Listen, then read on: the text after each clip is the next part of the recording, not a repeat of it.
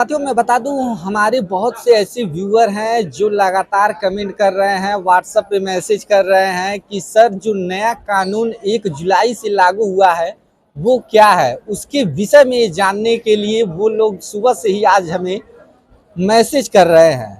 तो मैं आज गोरखपुर के दीवानी कचहरी में हूं और यहाँ पे माने जाने अधिवक्ता सिविल परिसर के मनीष द्विवेदी सर मौजूद हैं, जिनसे हम बातचीत करेंगे कि क्या नया कानून और जो नया कानून बना है और पुराने कानून में क्या अंतर है, क्या प्रभाव पड़ने वाला है आम नागरिकों पे। तो इन सब विषयों पे हम बातचीत करेंगे। हमारे साथ मौजूद हैं गोरखपुर सिविल कोर्ट के माने जाने अधिवक्ता मनीष द्विवेदी सर। सर बहुत बहुत स्वागत है आपका एबीसी हिंदुस्तान न्यूज चैनल में। जी, आपको भी हार्दिक नमस्कार और आपके सभी दर्शकों को नमस्कार। सर जो नया कानून अभी बना है आम नागरिकों पे क्या उसका प्रभाव पड़ने वाला है सर? सर्वप्रथम तो आपको, आपके सभी दर्शकों को हार्दिक अभिनंदन और स्वागत सिविल कोर्ट परिसर गोरखपुर में। ये जो नए कानून आ रहे हैं, ये आ गए हैं, बहुत ऐतिहासिक कदम है ये। आने वाला समय इसको याद रखेगा और आप भी इतिहास के साक्षी बनने वाले हैं, ये मान के चलिए। क्योंकि 1 जुलाई 2024 को एक ऐतिहासिक काम हुआ है। जो अंग्रेजों के समय का जो कानून चला आ रहा था, जिसपे बहुत सारी समस्याएं थी, बहुत सारे ग्रे एरिया थे, जो न्याय हम लोग अक्सर बोलते हैं कि न्याय ग्रे एरिया है। ग्रे एरिया वो एरिया होता है जहां न्याय साइलेंट हो जाता है, शांत हो जाता है, और उससे जो मुलजिम हैं उनको सुविधा मिल जाती है, बाइज्जत बरी हो जाते हैं, या जो भी आगे जो प्रक्रियाएं होती हैं। तो ये कानून आने वाले समय में समझ लीजिए एक बहुत ऐतिहासिक परिवर्तन करेगा। इसमें कुछ नए कानून जोड़े गए हैं। अब ये हम लोगों के लिए थोड़ा मेहनत का काम हो गया, क्योंकि हमको पुराना भी करना है, नया भी करना है। देखिए अभी आपके समझ में नया कानून लेके बैठा हूँ, तो धीरे धीरे करके हम लोग खुद उसको देखेंगे। इसमें बहुत सारे ऐसे कानूनों की बात की गई है कि टाइम बाउंड किया गया। पहले दंड की बात होती थी, अब न्याय की बात हो रही है। जैसे आप लोग सुने होंगे कि इसमें महिलाओं को बहुत ज़्यादा समझ लीजिए कि सशक्त बनाने के लिए इस कानून का उपयोग किया गया है। और समाज में जो तमाम तरह के अपराधी थे, जो न्याय की कमियों के वजह से, कानून की कमियों की वजह से बच जाते थे, उनको पूरी तरीके से प्रतिबंधित किया गया है। इसमें आतंकवाद की परिभाषा दी गई है, संगठित अपराध की परिभाषा दी गई है। इसमें जो चैन स्नेचर, तमाम जो छोटे मोटे अपराध हुआ करते थे, उनको अलग से सेक्शन बनाया गया है। अब जान लीजिए कि जो भी मुकदमे होंगे, मैक्सिमम 3 साल के अंदर में उनको आदेश देना ही देना है।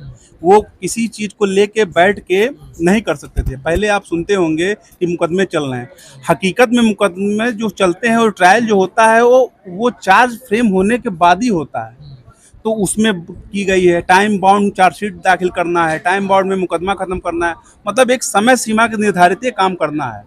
और जैसा कि आप देख रहे हैं कि इसमें ये शादी का झांसा दे के 69 सेक्शन 69 है बीएनएस का, उसमें 10 साल का प्रावधान दिया गया है। शादी के झांसे का मतलब ये है कि रोजगार संबंधित, क्या कहते हैं, प्रमोशन संबंधित, मतलब तमाम झूठे वादे करके या झूठा अपने आप को आइडेंटिटी छुपा के शादी, जो तमाम महिलाओं के साथ अन्याय होता था, उसमें प्रावधान किया गया है सेक्शन 69 में।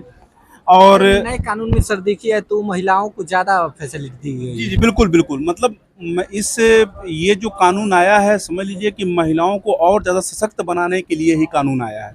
इसमें कुछ ऐसे प्रावधान जोड़े गए हैं जिसको लेके आने वाले समय में महिलाओं की भूमिका बहुत सशक्त होने वाली है। तमाम जो केस पर केस चला करते थे, उसको ठीक ढंग से, अच्छी तरीके से प्रारूप दिया जाएगा, उसको ठीक ढंग से पालन किया जाएगा, और समाज में न्याय की स्थापना हो सके। इस ऐतिहासिक तीनों कानून का मतलब ये है कि न्याय स्थापित हो सके। तो और जैसा कि आपके दर्शकों के लिए हम बता दे रहे हैं, अभी हम भी देख लिया, आपके सामने पढ़ ही रहे हैं, जैसा कि बीएनएस की सेक्शन 111 है, उसमें संगठित अपराध की बात की गई है। जो आप लोग सुनते होंगे कि कच्चा बनियान गिरोह की बात आप सुनते थे, एक गिरोह बना के कोई चीज़ कर लेना, सारी चीज़ें बना के। 112 छोटे संगठित अपराध की बात की गई, छोटा मोटा जो छोटे संगठित होते थे। सेक्शन 113 आतंकवादी कार्य, मतलब टेररिस्ट की परिभाषा 113 में दी गई है। 152 में राज्य के विरुद्ध अपराध किया गया है। 226 में आत्महत्या का प्रयत्न करने को, उसको सेक्शन किया गया है। चैन स्नेचिंग, जो तमाम महिलाओं के साथ सुबह सुबह टहलने जाती थी, उनके साथ हो जाता था, उनके अलग प्रावधान किया गया है। 304 अभी नया नया आया, हम लोग के लिए थोड़ा मेहनत है, लेकिन हम लोग अपनी भूमिका जानते हैं, क्योंकि समाज में जो अधिवक्ता वर्ग होता है वही न्याय के लिए सशक्त रूप से खड़ा होता है, और हमारा एक मकसद यही होता है कि लोगों तक न्याय पहुंच सके। और तमाम इसमें जो धाराएं हैं, जैसे सेक्शन बदल दिए गए हैं, जो सारी चीज़ें थी पहले बहुत ज़्यादा था, समझ लीजिए 511 था, उसको 300 350 के अंदर में कर दिया गया है। जैसे कि आप देख रहे हैं हमारे सामने पड़ा है, पहले 354 होता था, महिलाओं के साथ सील भंग की बात की जाती थी, ये बीएनएस में 74 हो गया है। और आप लोग सुनते होंगे कि 498 सुनते होंगे, 498 जो आईपीसी में 498 ए था, वो बीएनएस में 85 हो गया है, 85 हो गया है। ठीक है, 304 बी 82 हो गया है, 306 108 हो गया है। तो इस तरह अलग अलग सेक्शन बदल दिए गए हैं, कुछ नवीन धाराएं भी जोड़ी गई हैं इसमें, जैसे 152 जोड़ा गया है।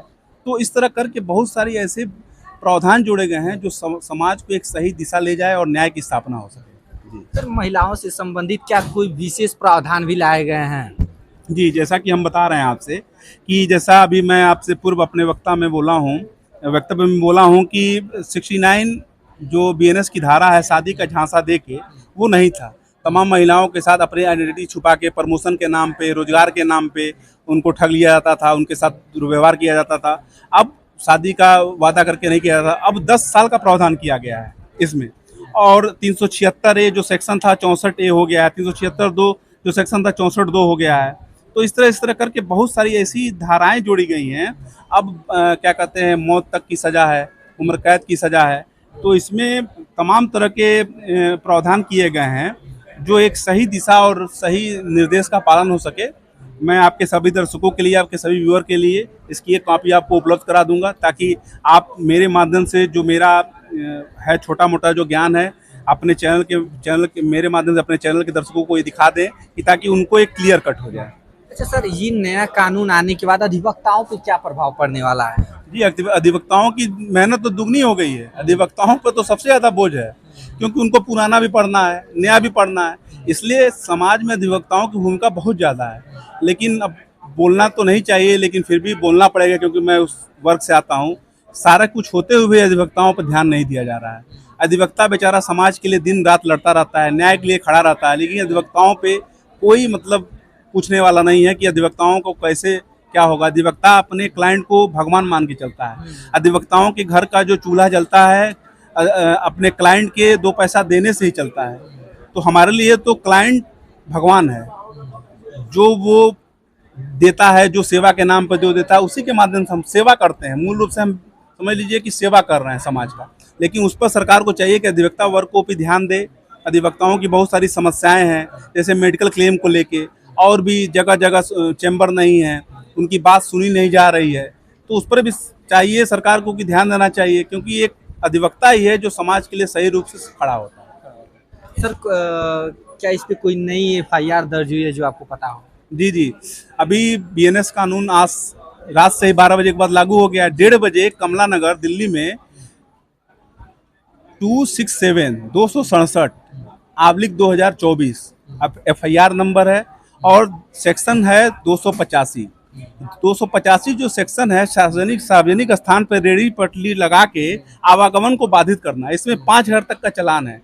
तो दिल्ली में एफआईआर हुई है 1:30 बजे रात में। ये बीएनएस जो नया कानून है उसके तहत ये पहली एफआईआर है, जो एक ऐतिहासिक कदम है। एफआईआर इसे माना जा सकता है, क्योंकि ये पहला एफआईआर। जी बिल्कुल, ये पहला एफआईआर है। 1:30 बजे रात में कमला नगर दिल्ली का एक इलाका है, वहाँ पर ये एफआईआर दर्ज हुई है। और जैसा कि सब दोस्तों को बता रहा हूँ, ये 5,000 तक का चालान है इसमें। तो देखिए आगे आने वाला समय क्या होता है। आम लोगों को, एक अधिवक्ता है आप, आम लोगों को क्या सजेशन देना चाहेंगे इस? पहली बात ये कि आम लोगों को मैं जरूर ये बोलना चाहूँगा कि अब नया वाला कानून आ गया है, तो ये और आपको सशक्त करेगा। सबसे पहले कोई घटना घटती है आपके साथ या कुछ भी होता है, तो तुरंत आप संबंधित पुलिस थाने को सूचना देंगे। उसकी हो सके तो वीडियो रिकॉर्डिंग बनाएंगे, हो सके तो और भी जो एविडेंस कलेक्ट कर सके उसको करेंगे, और तुरंत जो भी आपके परिचित हो या जो भी हो, तुरंत अधिवक्ता वर्ग से संपर्क करेंगे। क्योंकि देखिए, हम लोग का काम है यही, हम लोग के पास आएंगे, हम लोग का सेवा भाव करना है। हम लोग को आप आएंगे, अपनी बात रखेंगे, तो हम लोग को जो थोड़ा थोड़ा बहुत ज्ञान है अपने कानून के माध्यम से अपना आप सेवा करेंगे। तो हमारा काम ही यही है कि सेवा करना। सर ये जो नया कानून आया है उस पे सर क्या कुछ कहना चाहेंगे? भाई मैं तो उमापति उपाध्याय एडवोकेट इस सिविल कोर्ट में सन 78 से फौजदारी की वकालत कर रहा हूँ। लगातार 78 से विधि व्यवसाय में हूँ। ये जो नया कानून आया है इसका तो हम लोग पुरजोर विरोध करते हैं, क्योंकि यह वकालत करने के पेशे में भी एक बाधा है। जो पुराना कानून था वह पुराने कानून में फाइलें देखी जाएंगी, हम लोग उसको पुराने कानून से तैयार करके बहस जरा और फैसला करें।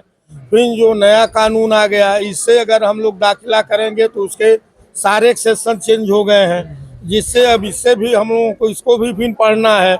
हम आज तक हम लोग एक ही कानून पढ़ते थे जिसका सेक्शन एक था अंग्रेजों के ज़माने से, अब उसको भी हम लोग पढ़ेंगे और इसको भी पढ़ेंगे। ये व्यवहारिक दृष्टि से भी बहुत गलत है। और यह तो मैं मांग करता हूँ जिले के क्या प्रदेश के हर बार एसोसिएशन के अध्यक्ष मंत्री और अपने अधिवक्ता भाइयों से कि इस संशोधन वाले कानून का भरपूर विरोध करना चाहिए। संसद में भी होना चाहिए, हर जगह इसका विरोध होना चाहिए। लेकिन हमारा जो बार एसोसिएशन की सबसे ऊपर शाखा है bar council of Uttar Pradesh और बार काउंसिल ऑफ इंडिया, जिसमें लोग अच्छे पदों पर विराजमान हैं, वो लोग कहीं न कहीं जैसे भाई कुछ लोगों का स्टेटमेंट भी अभी इस मुद्दे पर आया है जो इसको मान रहे हैं कि नहीं सही है। तो मैं तो जानता हूं जो लोग इसके समर्थन में हैं वो लोग खुद बिक गए हैं, हमारे बार काउंसिल के सदस्य लोग। इसका उन लोगों को भरपूर विरोध करना चाहिए और हर जिला एसोसिएशन के अधिवक्ताओं का आह्वान करना चाहिए कि इसका विरोध करके हम लोग सड़कों पर आवें। तो सर क्या लग रहा है ये नए कानून आने के बाद आम नागरिकों पे क्या इसका प्रभाव पड़ने वाला है? जब अधिवक्ता परेशान है इसको करने से, अधिवक्ता को पूर्ण जानकारी और नहीं होगी और दोनों कानून होगा तो आम नागरिक तो स्वतः ही परेशान रहेगा, उसको तो परेशानी है ही है। अभी देखिए 304 ए जो बेलबुल ऑफेंस था एक्सीडेंट का, जो गाड़ी घोड़ा का था, उसमें आजीवन कारावास हो गया। इस पर ट्रांसपोर्ट एसोसिएशन वाले तमाम हड़ताल किए, लेकिन हमको लगता है ये लोग भी कहीं सरकार इनको मैनेज की और पटा गए, कहे इस कानून को वापस लेंगे, लेकिन आज भी वो कानून वापस नहीं है। नए कानून में जैसे का तैसा वैसे ही छपा है आजीवन कारावास 10 साल का। तो क्या लग रहा है सर नया कानून का विरोध लोग करें? हाँ, नए कानून का हम लोगों को आम सड़कों पर आकर पुरजोर विरोध करना चाहिए और सारे संगठनों को, चाहे जनता हो चाहे पत्रकार हो, जो भी समुदाय हो, सबको हम लोगों के आंदोलन का समर्थन करना चाहिए। थे उमापति उपाध्याय जी, जिन्होंने अपना जो विचार है नए कानून को लेकर के उन्होंने रखा। बाकी अपनी जो प्रतिक्रिया है वो आप हमें कमेंट बॉक्स में कमेंट करके जरूर दीजिएगा। बाकी अन्य खबरों के साथ बने रहिए, देखते रहिए ABC हिंदुस्तान।